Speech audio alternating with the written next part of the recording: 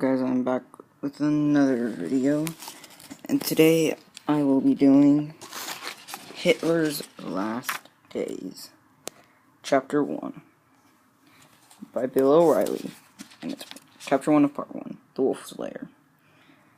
East Prussia, October 21st, 1944, 9:30 a.m. In 190 days, the wolf will be dead. Today, he limps through the woods. The autumn air is chill and damp, as he does each morning.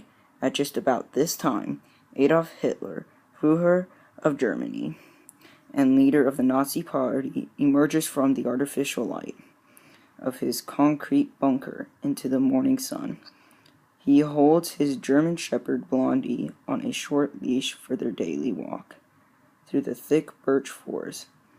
A fuzzy man of modest height and weight who is prone to emotional outbursts, Hitler wears his dark brown hair parted on the right and keeps his mustache carefully combed and trimmed.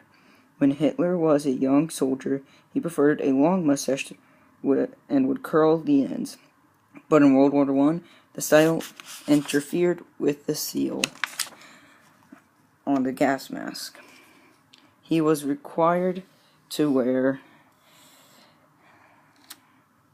He cut off the ends, leaving only the center patch, called a toothbrush mustache. Hitler spends more of his time at the Wolf's Lair. His extensive headquarters in the far eastern outpost of Germany called East Prussia, then in Berlin, some 800 days. In the last 3 years, the Führer is fond of saying that his military planners choose the most marshy, mosquito-ridden, and climatically unpleasant place possible for this hidden headquarters. When they scouted its location in 1940, a fact that it is quite real on humid summer days, the air is so heavy and thick with clouds of mosquitoes that Hitler prefers to remain in the cool confines of his bunker all day long. But autumn is different. The forces of East Prussia have a charm all their own this time of year, and Hitler needs no convincing to venture outside for his daily walk.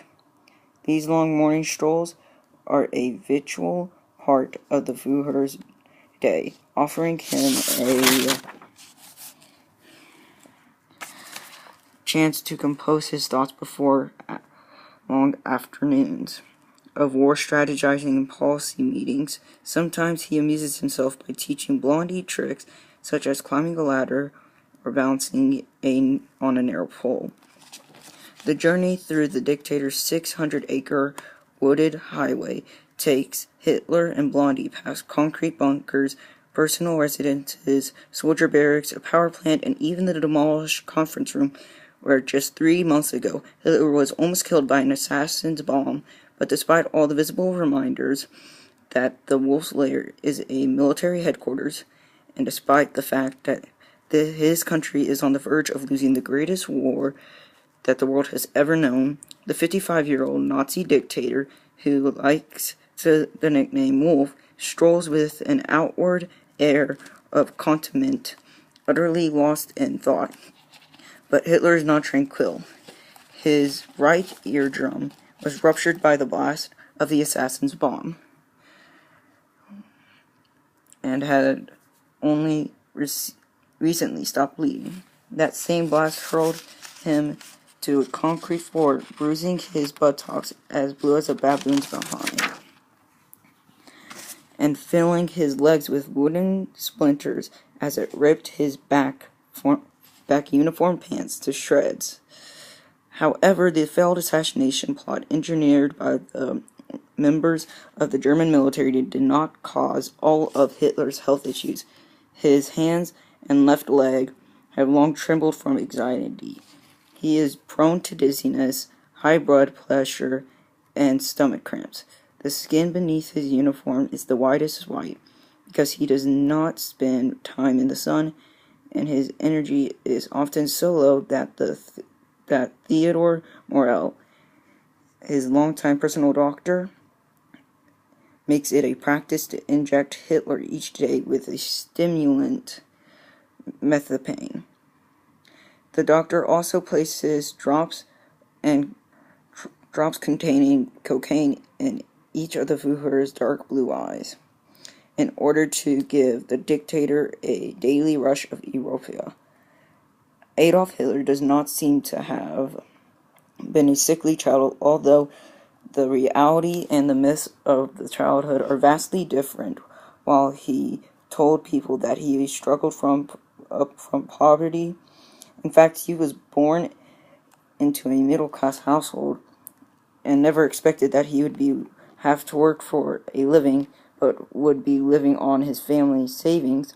While he had dreams of being famous architectural artist, he had not done well enough in school to get him to the Academy of Fine Arts in Vienna.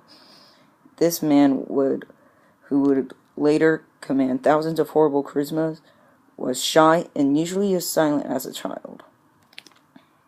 And so the reality and the myths of the current situation reflect the lifelong dichotomy. Despite recent German setbacks on the battlefield, the Wolf still has hope that his plans for global domination will be realized. His greatest goal is the eradication of the Jewish people, with whom he is obsessed. This war can end in 2 days. He said in January 1942, addressing a mass rally at the Berlin Sportplatz.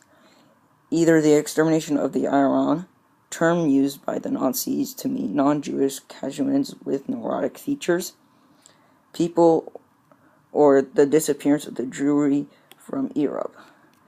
Hitler finances himself as a military strategist.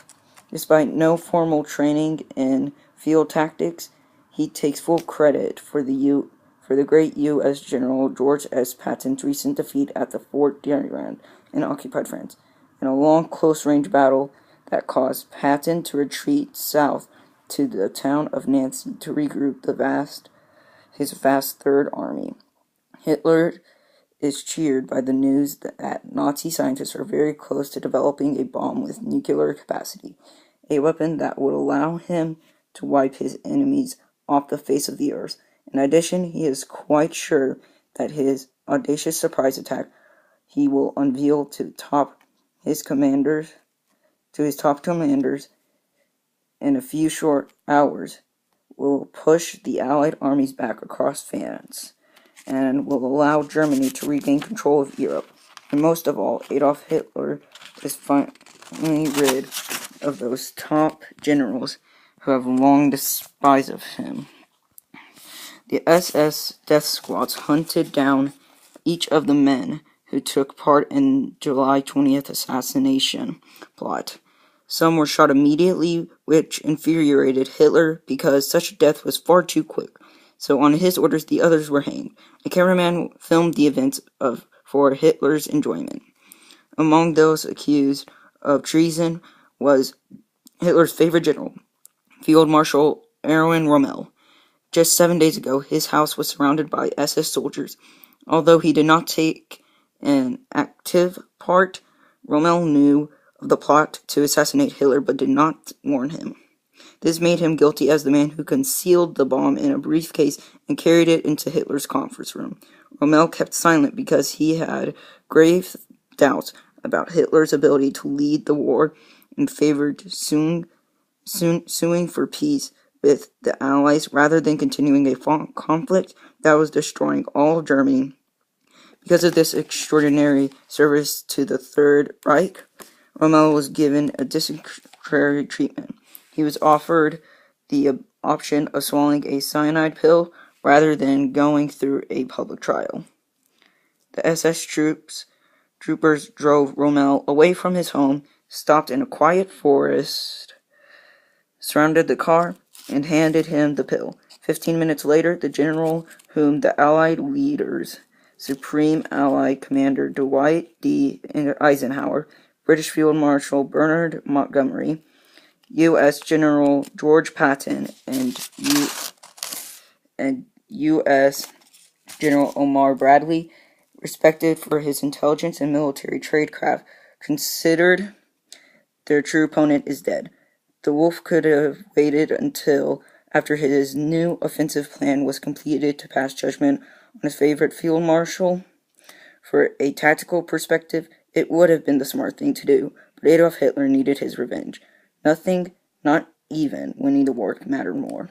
Hitler and Blondie finished their walk and re-entered the massive concrete fortress that serves as his home away from Berlin. It is almost time for lunch, and the unveiling of his brilliant new campaign, or as it will soon become known around the world, the Battle of the Bulge.